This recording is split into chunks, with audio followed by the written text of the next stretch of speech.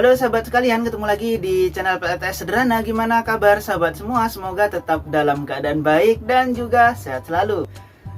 Oke sahabat, di kesempatan kali ini saya akan berbagi pengalaman tentang selama saya menggunakan baterai Livo 4. Namun sebelum saya lanjutkan berbagi pengalamannya, jangan lupa untuk di like dulu video ini, dan bagi sahabat yang baru berkunjung, silahkan di subscribe dahulu. Oke sahabat, jadi saya membeli baterai Livo 4 yang saya gunakan ini di awal tahun 2021. Ya kurang lebihnya di bulan Januari ya, entah awal bulan atau akhir bulan.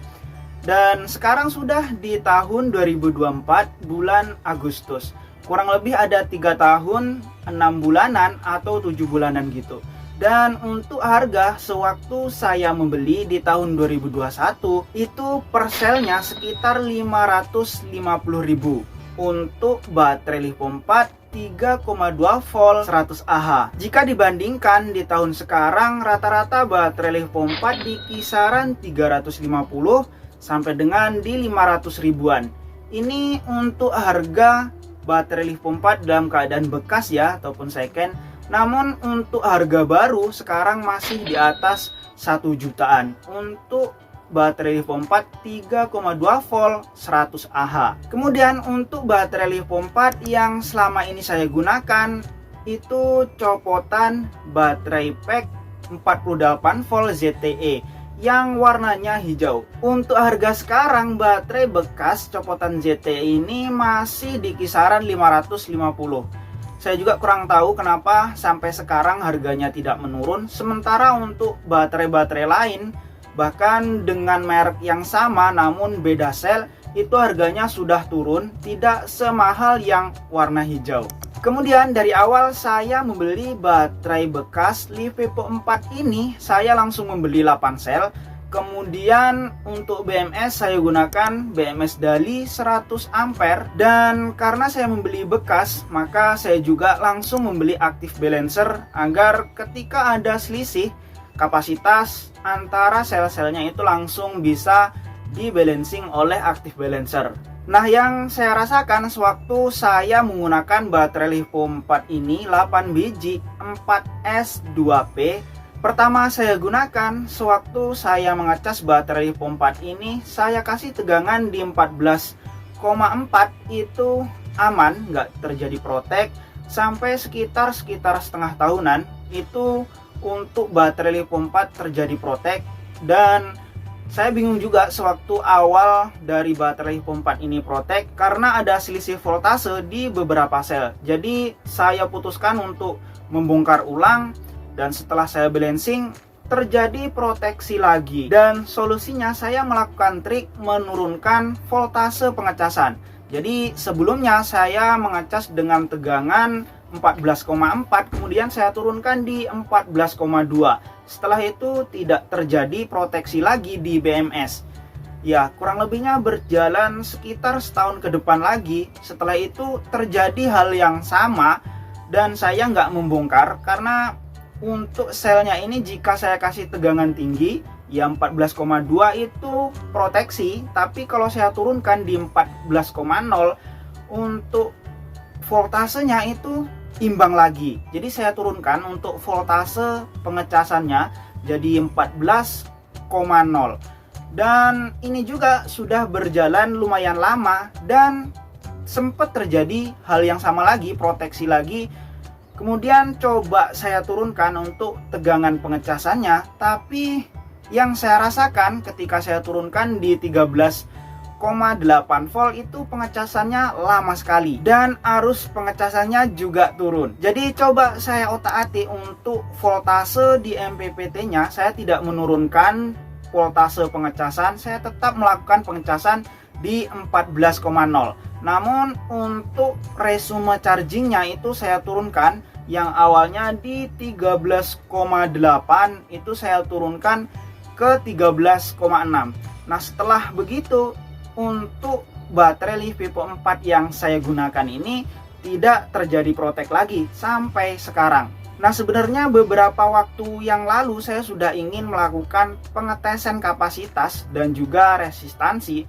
Namun saya sendiri nggak punya alatnya, jadi gagal untuk melakukan tes kapasitasnya. Jadi baterai Livepo 4 yang saya gunakan ini dari awal beli sampai sekarang belum pernah saya lakukan pengetesan kapasitas. Nggak tahu apakah untuk kapasitasnya sudah ada yang menurun, apakah resistansinya sudah ada yang meningkat, saya juga nggak tahu.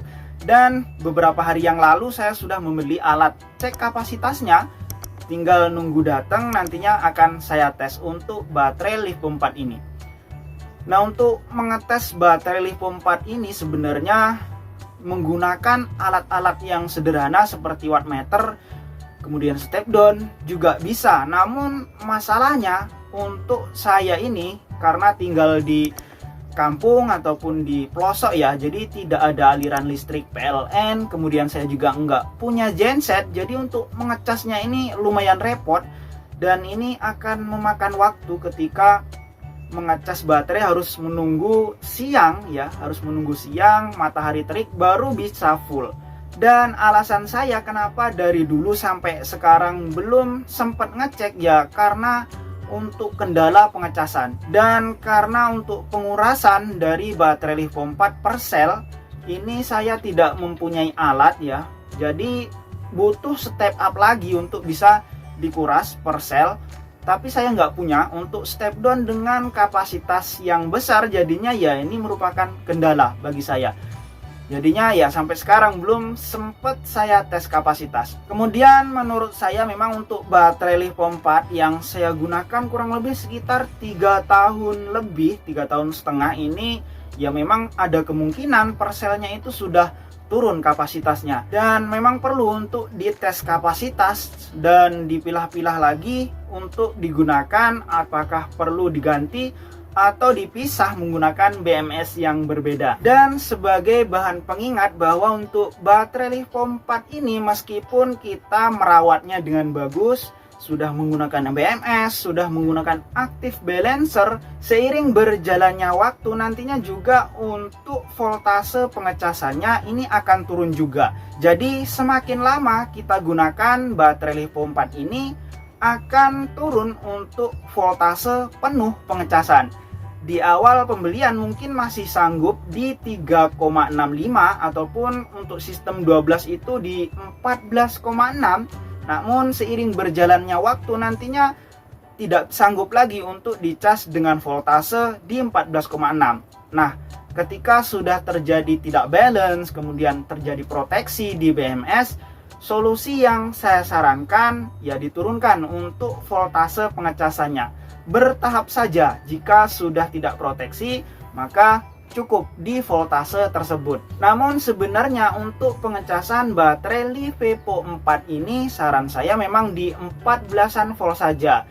Untuk pengecasan sebenarnya lebih kecil, tegangan pengecasan itu lebih bagus. Namun karena untuk pengguna PLTS cahaya matahari itu terbatas, begitu juga untuk sumber listrik utama itu terbatas, ya jadi harus memaksimalkan waktu dengan mempercepat arus pengecasan. Semakin kecil tegangan pengecasan, tentunya untuk arus pengecasan juga semakin kecil. Dan ini akibatnya akan memperlambat pengecasan. Ya memang lebih bagusnya dengan voltase tinggi sehingga arus yang masuk juga tinggi. Namun untuk baterai Livepo 4 yang sudah tua ini nggak bisa dicas dengan voltase tinggi.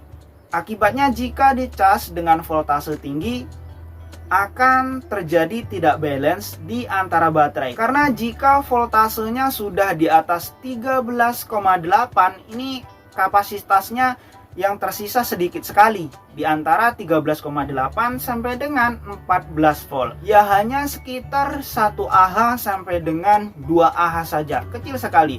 Dan jika di antara sel tersebut sudah ada yang menyentuh di voltase tinggi sementara yang lain masih rendah, ini akan mengakibatkan untuk baterai tersebut tidak balance dan akhirnya protek. Oke sahabat, saya rasa untuk berbagi pengalaman kali ini cukup sekian dulu ya. Semoga bermanfaat bagi sahabat semua, tentunya bagi sahabat yang sudah menggunakan baterai Livepo 4 atau sahabat yang ingin menggunakan baterai Livepo 4. Jika ada yang perlu ditanyakan silahkan tulis di kolom komentar, atau sahabat ingin belanja baterai Livepo 4 atau baterai tester dan sejenisnya tentang PLTS, silakan cek di pin komentar saya atau di deskripsi video.